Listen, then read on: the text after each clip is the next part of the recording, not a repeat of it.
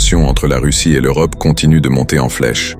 Le conflit en Ukraine s'intensifie, avec des attaques accrues de la Russie et des appels répétés de l'Ukraine à recevoir plus de soutien de l'Occident, malgré un soutien déjà colossal. Certains dirigeants européens, comme en Allemagne et en Norvège, parlent désormais ouvertement de la nécessité de se préparer à une guerre potentielle avec la Russie.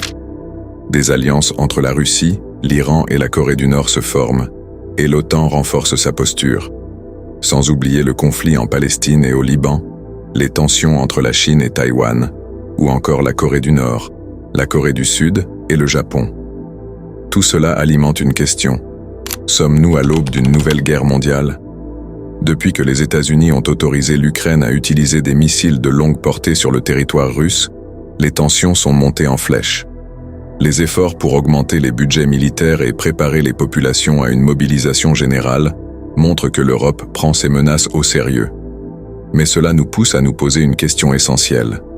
Et nous, musulmans, que devons-nous faire ? Comment se protéger pour nous qui vivons en Europe ?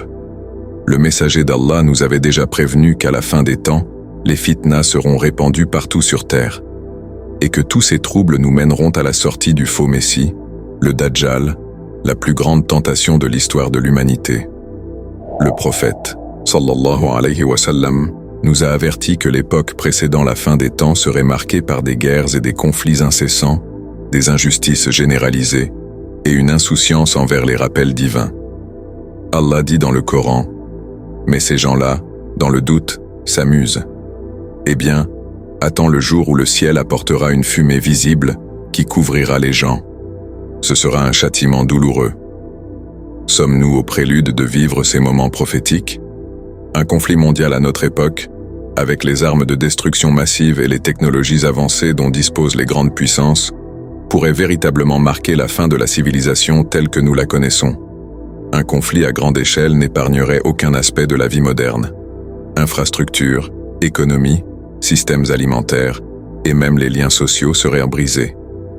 Les conséquences environnementales et humaines seraient catastrophiques, avec des villes réduites en cendres, des populations déplacées par millions, des famines générales et une planète profondément marquée par la destruction. Cette perspective nous rappelle l'importance de la paix et de la justice, mais aussi la fragilité du monde d'ici-bas. Allah le Très-Haut nous dit que seule la vie de l'au-delà, le paradis est durable. Ce n'est pas pour rien. Face à ces événements, nous devons nous rappeler que notre véritable protection vient uniquement d'Allah. Il nous dit « Et place ta confiance en Allah.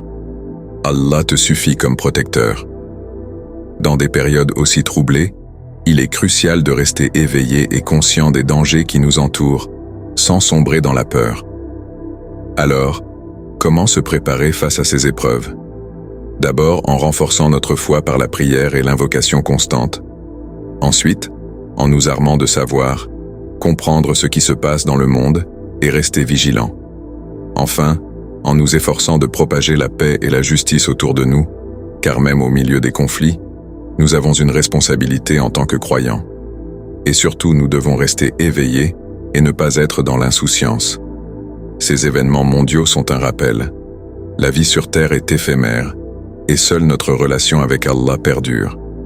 Ne laissons pas la peur nous détourner de nos devoirs.